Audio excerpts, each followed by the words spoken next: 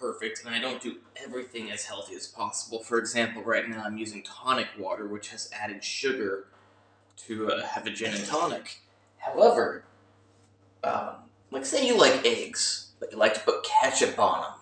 And that ketchup has added sugar, and maybe you don't like the non-added sugar ketchup.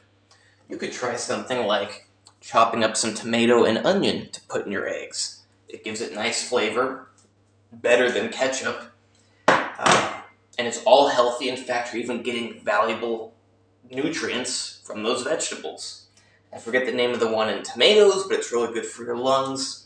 And then you've got things like allicin in the onion and other chemicals that are good for your blood vessels, good for your testicles.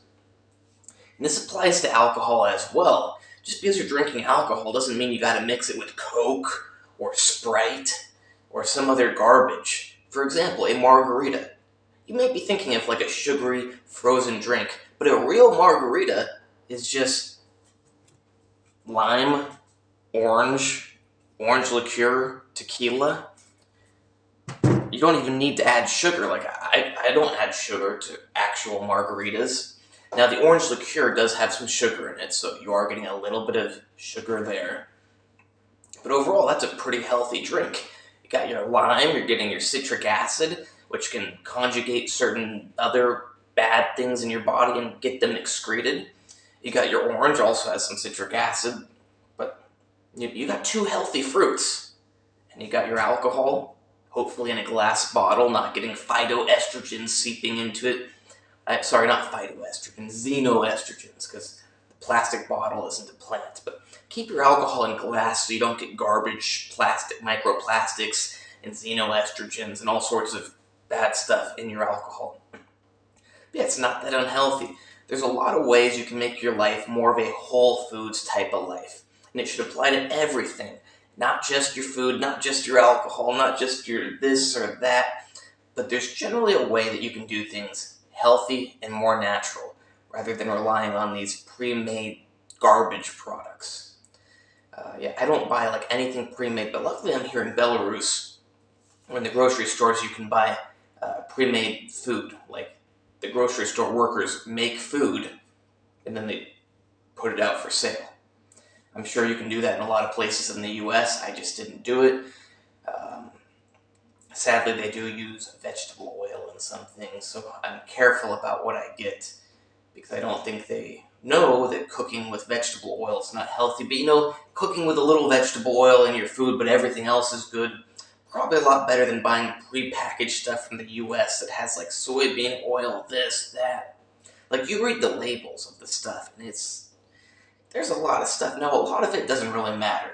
It doesn't really matter. Yeah, it does not really matter. A lot of it is just chemicals from nature that are re-added into foods. But a lot of it does matter. So it's best just to stick with whole foods. You get actual onion, you get actual tomato, you get actual eggs. I can show you the eggs too. Got steak in the oven right now. I'm going to eat steak and eggs. You get actual oranges, you get actual lime, actual vodka. So you can't really get fake vodka unless you're really stupid and somehow you buy something that's not actually vodka. But yeah, don't get flavored vodka. You want flavor in your vodka? Add some lime or something. I can't believe people buy like cotton candy flavored vodka. Yeah, crazy. Bison grass. That's a really good natural flavor. Bison grass vodka. Now, supposedly, the bison grass had some carcinogenic something in it, so the U.S. banned it, but then they unbanned it a few years ago. Or maybe they just allow it if they extract out that chemical, I don't know. But it was banned in the U.S. for a while. But bison grass vodka, if you need a flavored vodka, that is the stuff to get. Now, I don't currently like to sip on hard liquor, but if you do, you will enjoy bison grass vodka. Because you put it in your freezer, you keep it in there, pour it in a glass, has a good smell, has a good taste, and it's not too expensive. But yeah, try to stick to natural whole food options. If you get something and you're like, don't even know what it is, don't put it in your body. If you can see what it is, like you're like, oh yeah, that's meat, that's potato, that's tortilla, I gotta tend to my eggs and my gin and tonic. And soon my porterhouse steak will be ready. So have a good day.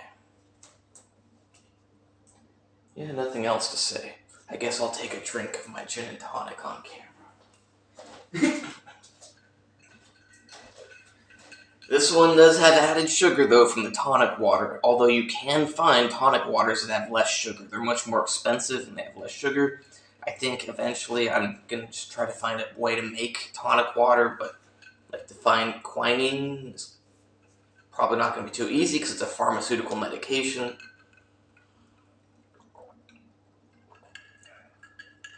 Very good gin and tonic. I introduced a Belarusian guy here last week to gin and tonics. He had never had one before. If you haven't had a gin and tonic, maybe it's time for you, but that's not medical advice, and I'm not a licensed physician. Not right now, at least.